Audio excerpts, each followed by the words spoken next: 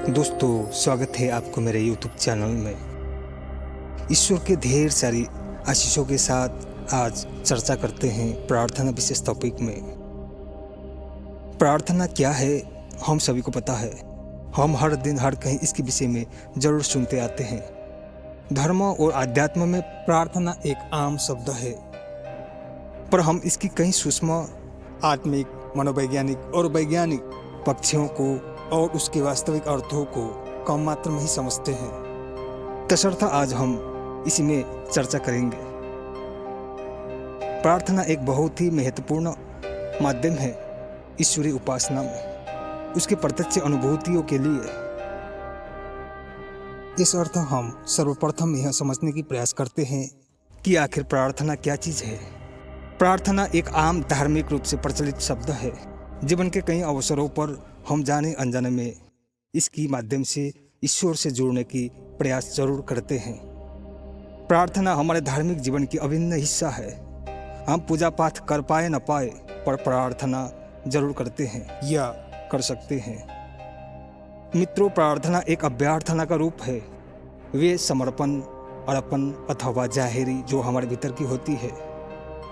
हमारे मानस मंथन की निचोड़ संवेदनशील पर सशक्त उत्कृष्ट अभिव्यक्तियाँ या एक स्क्रीनिंग जिसमें हम स्वयं को ईश्वर के सामने जाहिर मात्र नहीं कर रहे होते हैं, स्वयं को प्रार्थना के माध्यम से जानने की प्रयास भी कर रहे होते हैं और समझ के साथ साथ आत्मा के सूक्ष्म गहराई तक स्वयं को झांक रहे होते हैं। सीधे सीधे कहे तो प्रार्थना एक ऐसी इंजन है जो आत्मा को ईश्वर के संग जोड़ने की अद्भुत काम करती है, जिससे हम स्वयं को प्रसन्न, सकारात्मक और ऊर्जावान बनाए रख सकते हैं। अभ्यंतर से निश्चित यह प्रार्थना रूप तरंग कई चमत्कृत करने वाले परिणामों से पूर्ण है, जिसकी कल्पना तक हम सामान्यतया किए भी नहीं होते।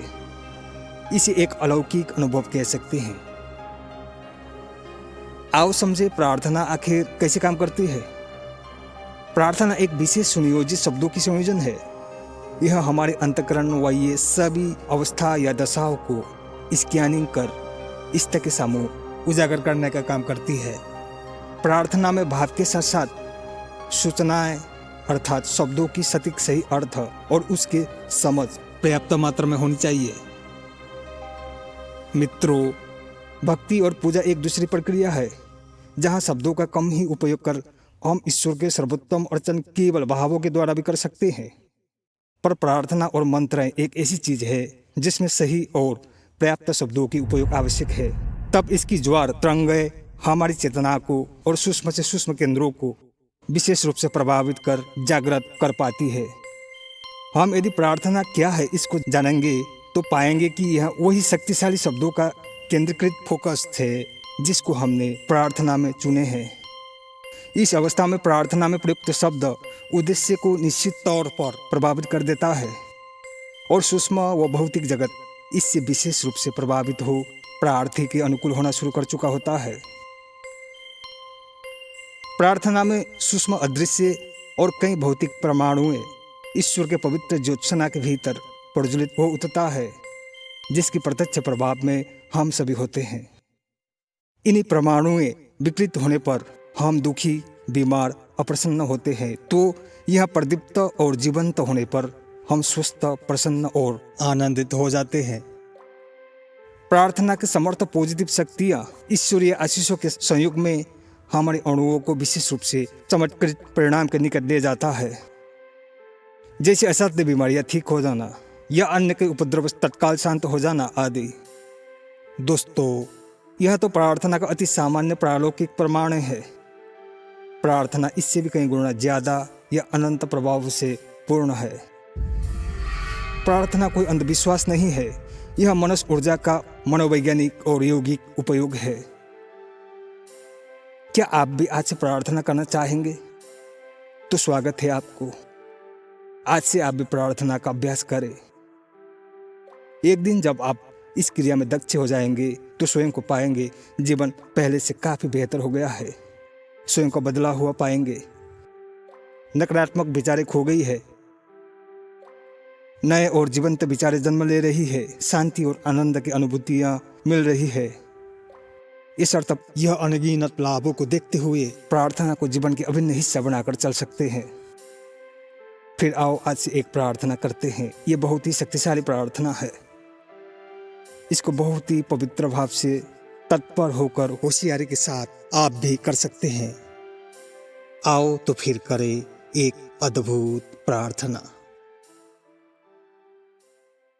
हे ईश्वर, तू सर्वात्मा, सर्वसमर्थ, सर्वज्ञ है। हम तेरे संतान हैं।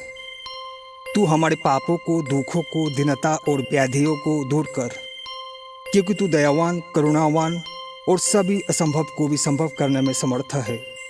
तेरी बनाई यह जगत में ऐसा कोई भी समस्या नहीं है जो तू उसे दूर न कर सके।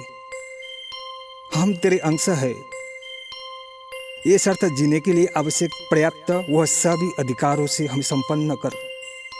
हम तुझे विश्वास करते हैं।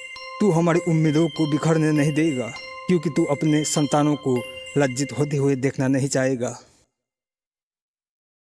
दोस्तों, यह प्रार्थना तुम अधिकार से करो, क्योंकि तुम उस ईश्वर के संतान हो। स्वयं को पापी, अपराधी समझना छोड़ दो। स्वयं को अपात्र, अपवित्र, अज्ञानी मत समझो। जैसे करना चाहो करते जाओ। बैठकर कर सकते हो, उठकर कर सकते हो, रोते हुए कर सकते हो, हंसते हुए कर सकते हो, चलते हुए करो, रुकते हुए भी करो। यह प्रार्थना रूप दिव्य साधन ईश्वर के निकट ले जाने में समर्थ है। धन्यवाद।